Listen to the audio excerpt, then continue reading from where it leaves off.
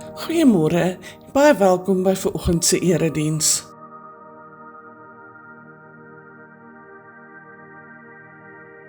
Vandag se spesiale deurkollekte gaan vir ons sendingfonds.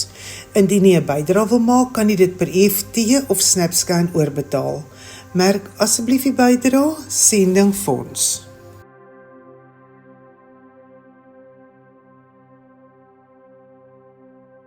Hierdie week by die kerk gebeur daar weer 'n hele paar dinge. Maandagmiddag om 5:00 oefen die koor by die kerk.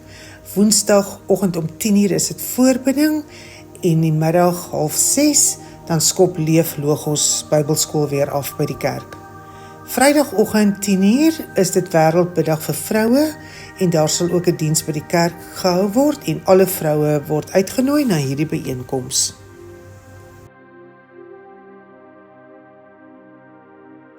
Op Dinsdag 10 Maart om 6:30 die aand is dit kerkraadsvergadering hier by die kerk en ons vra asseblief u voorbidding vir hierdie vergadering.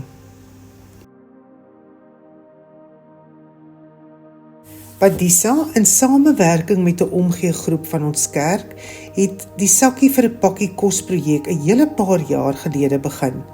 Hierdie projek werk so: in die voorportaal van die kerk en by Badisa se kantoor in Melkboomstraat sal u sakkies vind. U neem 'n sakkie.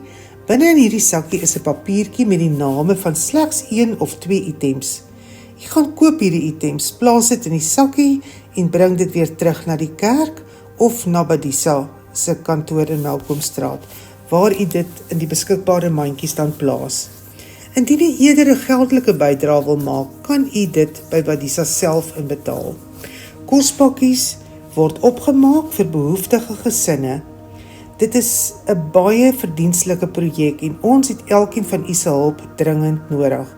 Help ons asseblief om 'n verskil te maak en om Badisa se koskas aan te vul. Ons sê baie dankie by voorbaat.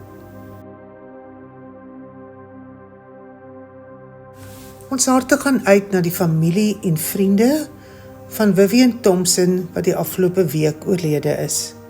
Ons bid die Here se krag en vertroosting oor sy familie in hierdie baie moeilike en hartseer tyd.